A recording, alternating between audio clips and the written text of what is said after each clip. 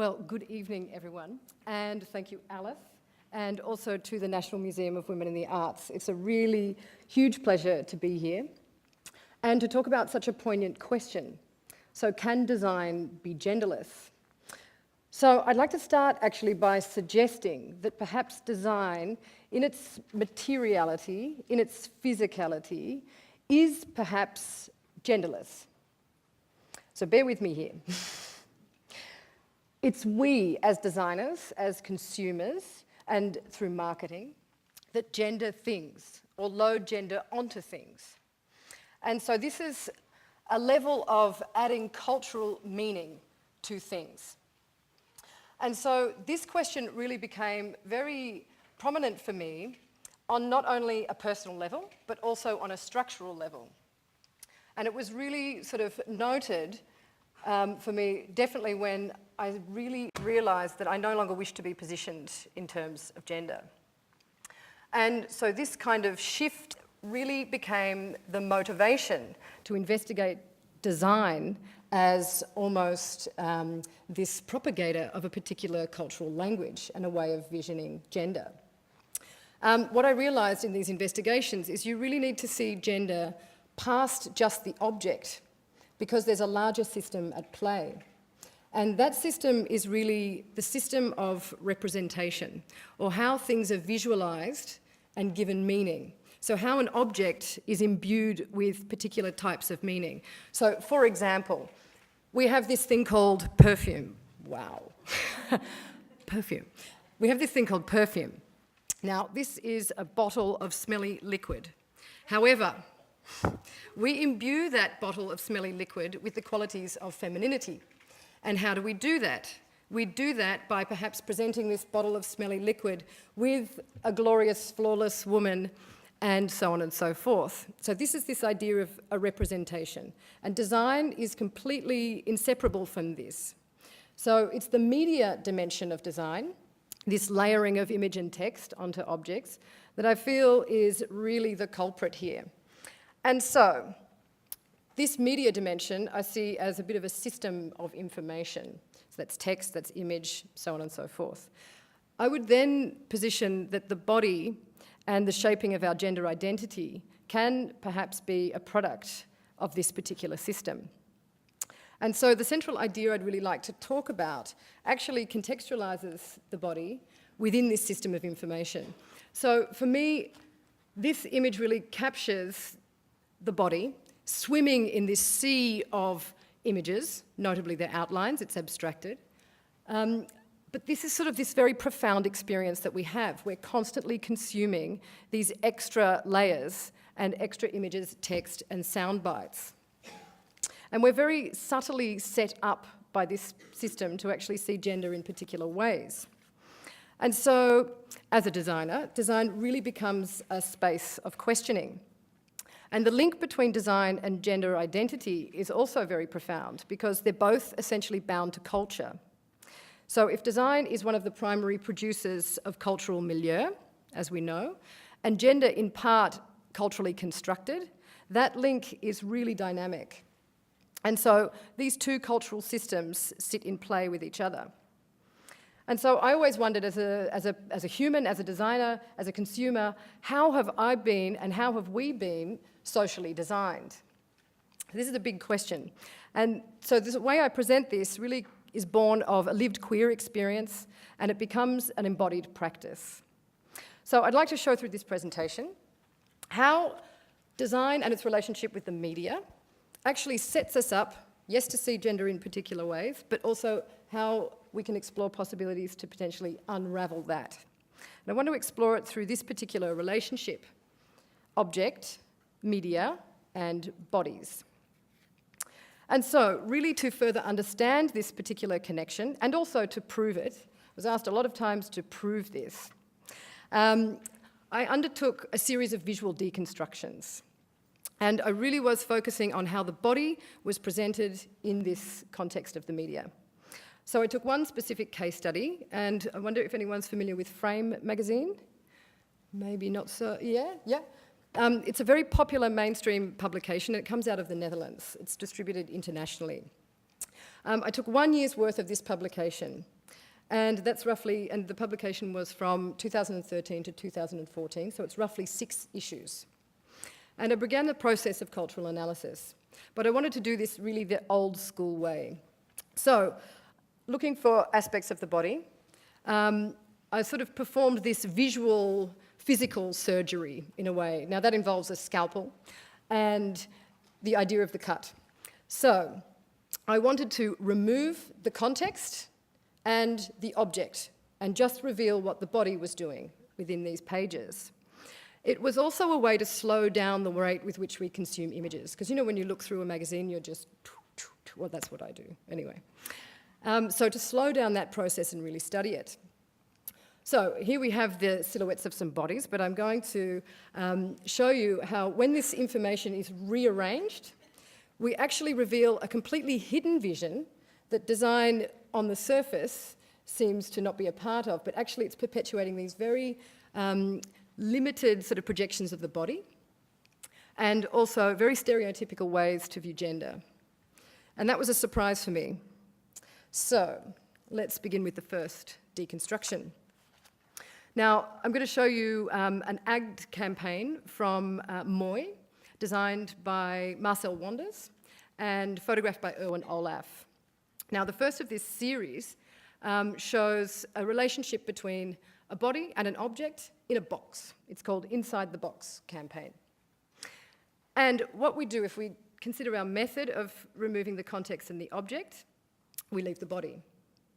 Now, the relationship between the body and the object is very important because the body is not seen as the owner necessarily of this object.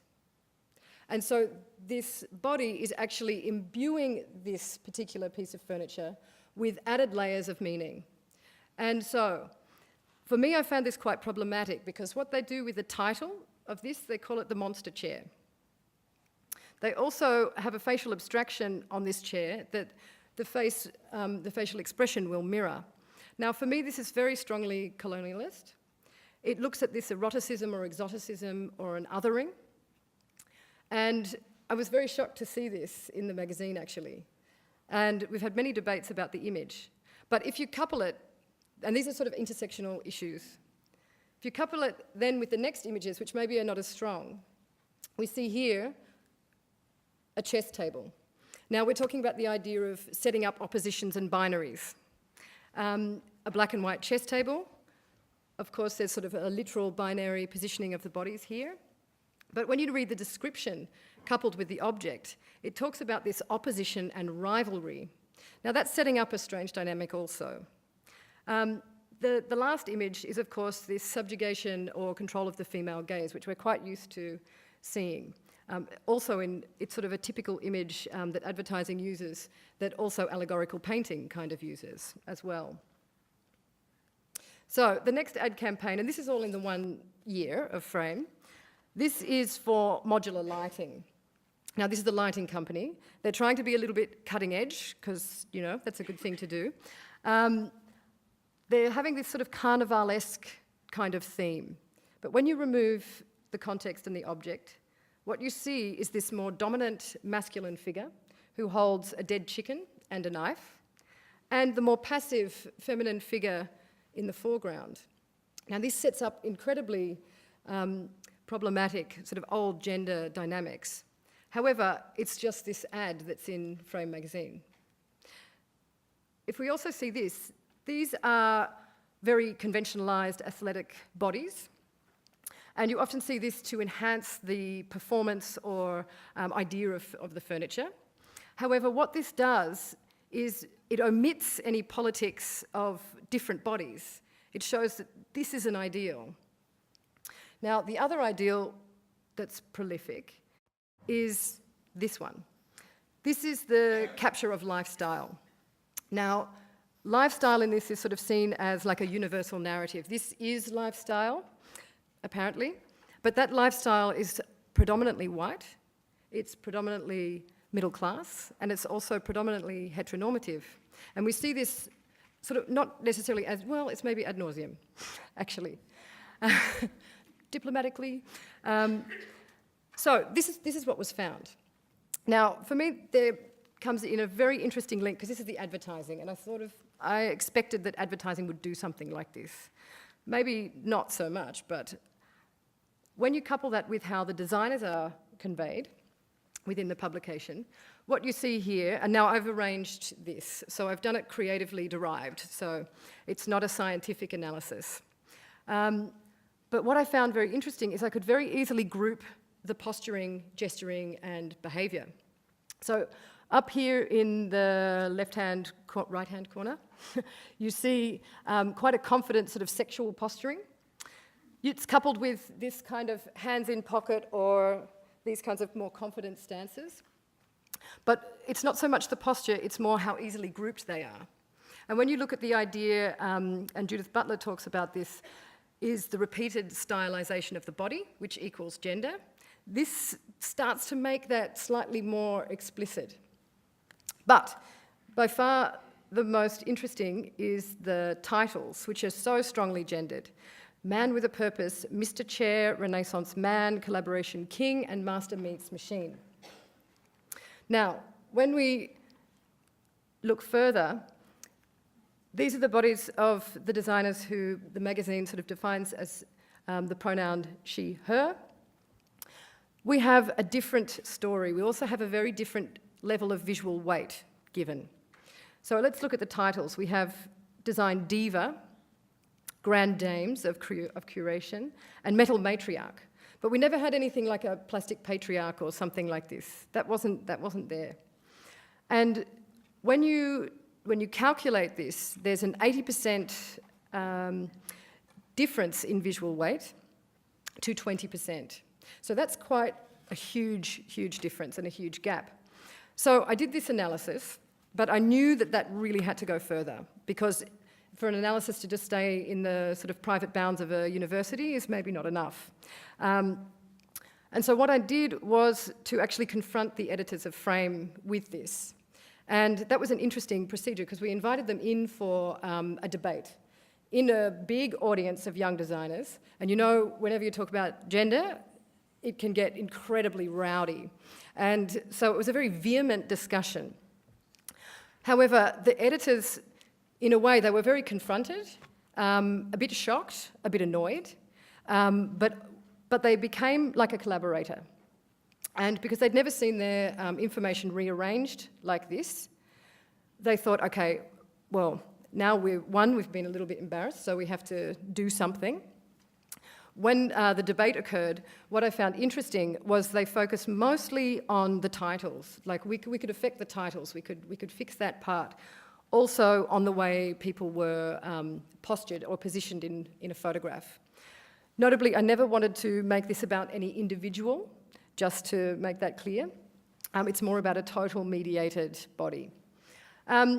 But following the other last thing was the advertising. Now, with the advertising, they said, oh, look, we can't really do anything about that, because, you know, that's where we actually get our funding from. So I also found that sort of dynamic and that back-end understanding of the editorial process very illuminating. However, what I was very honoured with Frame is because they actually really took it upon themselves to publicly name this. And so within the publication, they put the criticism of their publication. And that's quite a big deal for them to do. They also coupled this with a survey. And this survey first looked at a certain question: do you think that in the future there will be greater gender equality? And this was a survey for their readers. And 29% said, yes, there'll be greater equality. Now, 64% said that gender was irrelevant. And I think that's really interesting, because that would be so amazing if gender was irrelevant. But when you look at the material here, it doesn't seem to be. Also, we had a great comment from one of the audience members saying that Frame's role should not be to encourage a greater balance between the genders, but to take this next step and look past gender. And that's also something that we really want to do.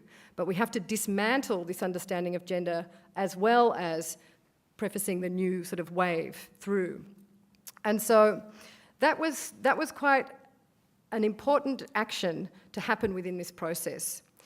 So, did it actually do anything? Did anything change? Has frame shifted? So this is frame 2014-2015, 6 issues. And they've been coupled into the issues. So we see 100, 101, 2, 3, 4, and so on. Now, I've done this as a collective identity, not focusing on posturing or anything like that. Down here you see Alice Rawson. Just thought I'd highlight that there. But what was very interesting is, as a collective identity, 64% of bodies in the magazine are represented with the pronoun he, him, and 36% with the pronoun she, her.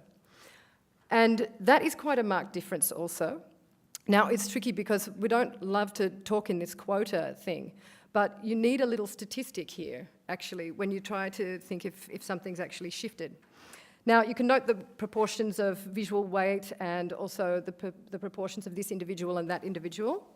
However, what I found is I couldn't actually find any evidence to critique these titles. So they really shifted this.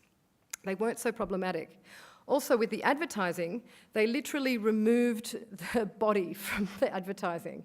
I'm not sure if that's also a good thing. However, then at least the advertisements were not as problematic. The lifestyles are roughly the same, I have to say. However, it's a decidedly renovated publication, taking a decidedly different shape. And so I sort of cue this as like a seductive criticism, because it has graphic quality, however, and it can seduce, and that's the role of a designer also in a lot of ways. However, to critique in that way can be very powerful. And so I think that active challenge to the bodies that are actually putting out this material is an incredibly important part of the process, not just an academic kind of deconstruction of it, but to take that into like a physical realm. And so, just to summarise the first part of the presentation, there really is a dichotomy at the moment in design, and that's between innovations in the design world of products and objects, incredible sustainability, so on and so forth. However, the visions of the human subject remain very, very conservative. And so, what's fascinating here is what is represented in media and images not only develops concepts of lifestyle and gender identity, but it actually helps to foster their enactment. It turns this kind of concept or immaterial dimension into a material dimension. And if gender identity is in part performative, we can see that one of the platforms for this performance are actually the images that design creates and distributes. So I really see the magazine as a bridge between concepts in the mind and presentations on the site of the body. And so this relationship is incredibly fascinating, how the material artifacts of design and the meaning attached to them can affect the way we behave, the way we identify, and perhaps we even embody these images. And so, at this point, I also need to introduce a criticism. But this criticism leads to a working process. In order to do this analysis, I split quite directly down a binary gender. And I did that, created these separations using the language of the magazine. However, as we know, as we're exploring, as we understand, gender is far more complex than this particular binary. What I did do here was I used an assumed reading of the body. I used signs of masculinity and femininity, codes, and also visual cues. Now, this can be very, very problematic from a queer perspective because it not only assumes the gender identity of someone in this magazine, but it also limits gender to a binary. And that made me very, very uncomfortable. But it led to this particular working process. And so now I don't see myself anymore as a designer. I see myself as a de-signer.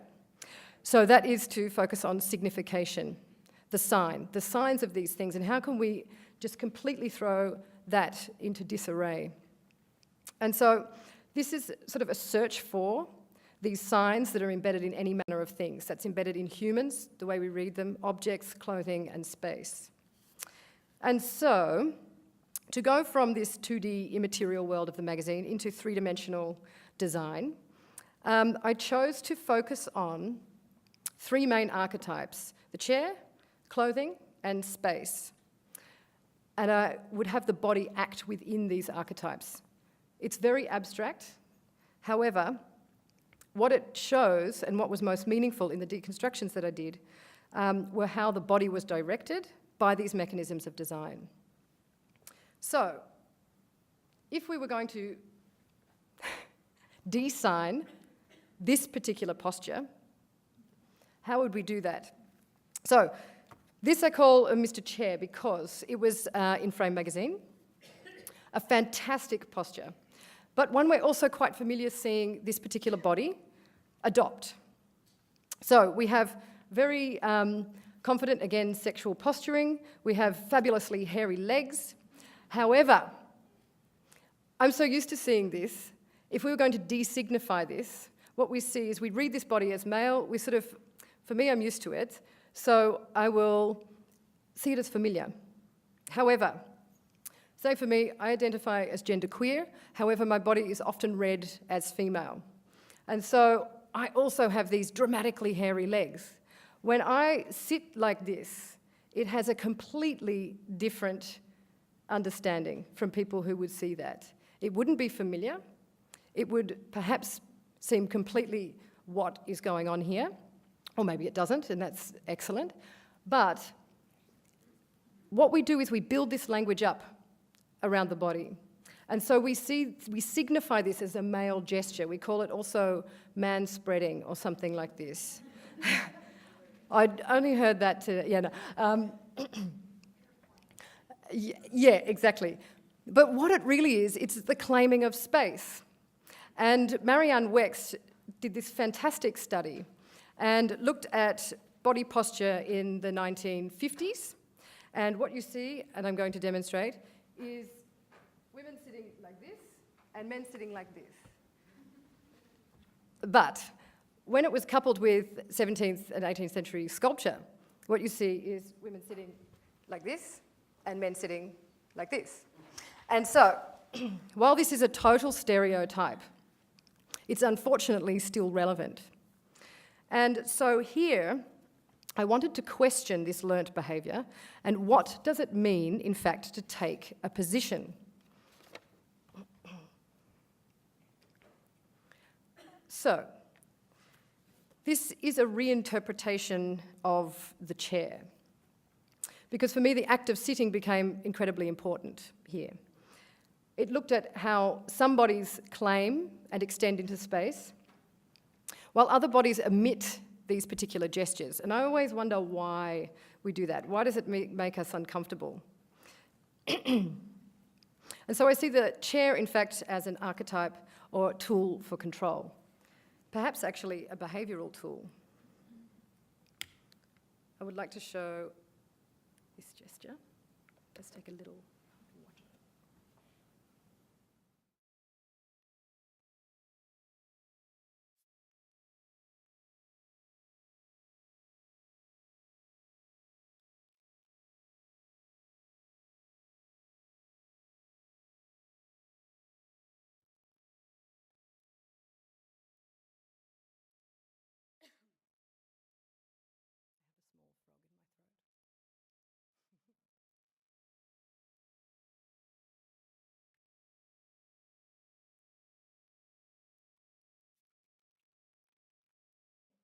Okay, so this actually explores this movement as a construction, not as a masculine gesture, but as the removal of the left leg from the right leg and a claiming of space.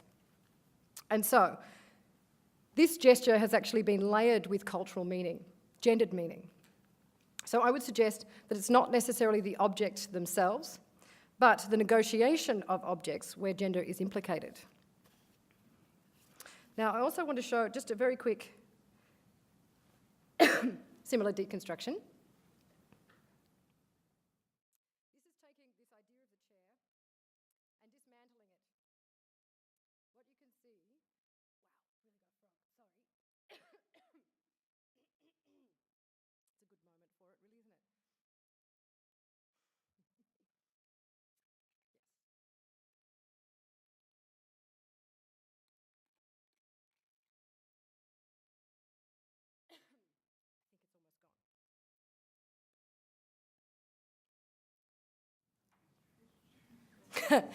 So I heard someone say it's a very strange chair. And that's precisely the point. We're so directed by these objects, we're so used to understanding a chair in a particular way, and also sitting on it a particular way.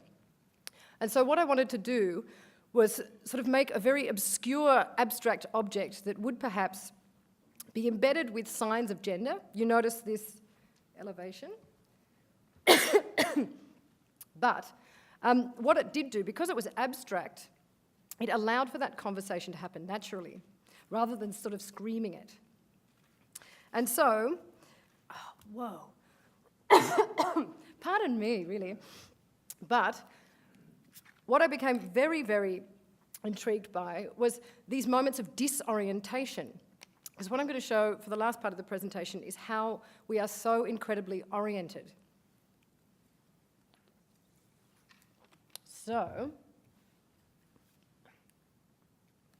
when I began to really deconstruct myself and deconstruct my own understanding of gender and identity, I focused firstly on my body. And what I realized and started with was the grid. Now, I use the grid as a symbol of our ordered world. Now, if we notice, we're often walking in planes and lines of horizontal and vertical surfaces. Horizontal, vertical, horizontal, vertical. This is always directing and orienting our bodies in particular ways.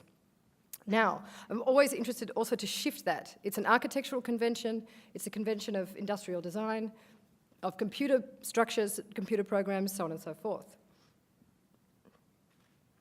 Now, from this idea of the grid, I started to deconstruct the body.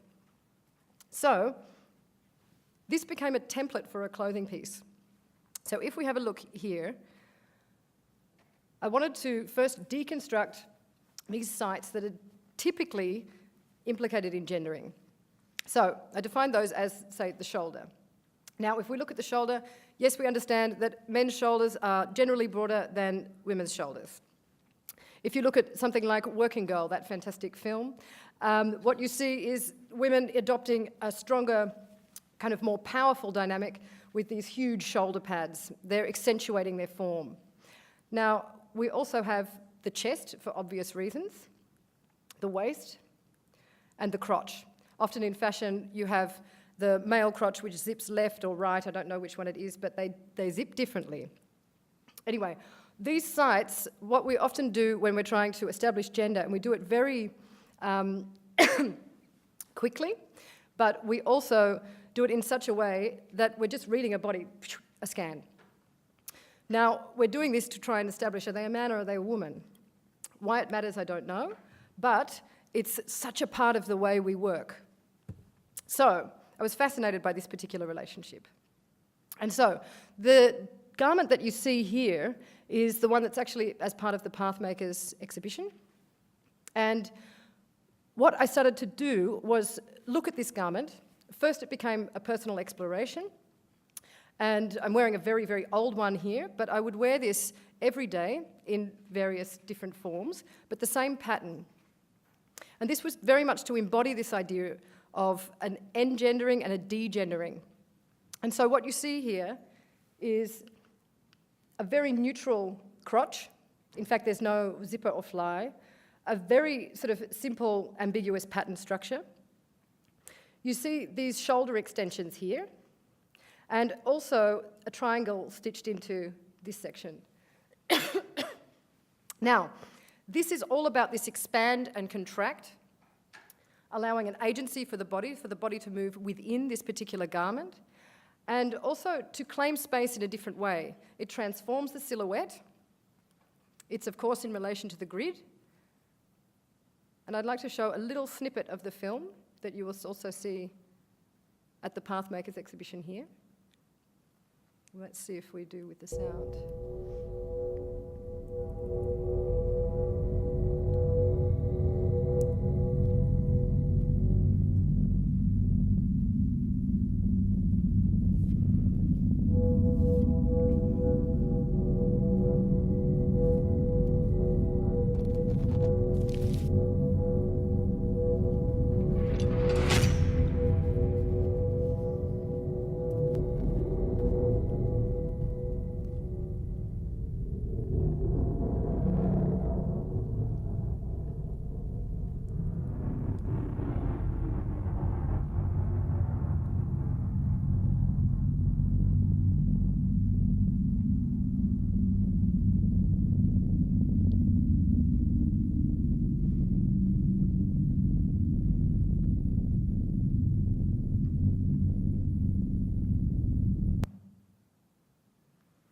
Okay. And so this was a hybrid between performance and installation. It was an exploration of constructions. It was where the body would act on, with, and through different types of cultural and design mechanisms, objects, clothing, and space. And it was there to abstractly explore constructions. It wasn't to scream that it was about gender, but inevitably that was the conversation that happened. Now, I would like to actually end on a light note, actually, and show you a little bit of a new collaboration that is an extension of the frame cultural analysis. Now, this is in collaboration with a digital media platform. They specialise in arts, culture, fashion. And what this is about is it's actually, again, to capture the shape of this particular representation, but it's to do it through an algorithm. How could you develop a technology for seductive criticism? How could you do a frame analysis incredibly quickly and a cultural analysis incredibly quickly? And so this was designed to actually go into one of these digital media platforms, scrape the visual information, and rearrange it to reveal a completely different vision. But it does it very, very fast. And so what I would like to show is an abstract of this. We'll look at a scroll of all of the images over 1 year's worth of this particular digital feed. As you will see, it's organised in a grid again, but that grid was organised by the algorithm. So it's every post, each grid system is the post for that one day. And what you will see in this is this analysis of the scroll, in a way. Now, as we look at the scroll, I'd like to read the words that were filtered out of all of the titles and subtitles, and I'd like to read them in chronological order. So the algorithm will calculate how many words have been used and what's the most popular to the least popular. And this will actually show quite a transformation, because what's incredibly interesting at the moment is a lot of mainstream digital platforms are sitting in this beautiful area between not stating necessarily that they're radical and not stating that they're conservative. So they reach a huge audience. And the words and the material that's coming out is markedly more queer. It's really looking at trans issues, and it's like an alliance. It's like a mainstream alliance, and it's incredibly poetic. And so I would like to visualise the images, show you the scroll, and read the words in chronological order. The and for with you knew from that this are his art film. Your has out how what artists about her world. There have people best most here London who all watch year our why one will women get into. Can artists dazed but film's director was its wants back afterlife sex. First these like now want been star they through some meet gay over not just trans says video work. Show make more female girl black. Take years. She look off down against internet police. When talks don't see York. Man behind city cult men time. Made young being documentary girls. Tech ever 5 favorite 2 love porn Instagram way. Exclusive could anti only David. Next teen, screen government, old feminist web, taking actress, no festival, LGBT going scene, youth using creative, their coming need generation. So that concludes, and thank you very much for putting up with my frog and the presentation. Thank you.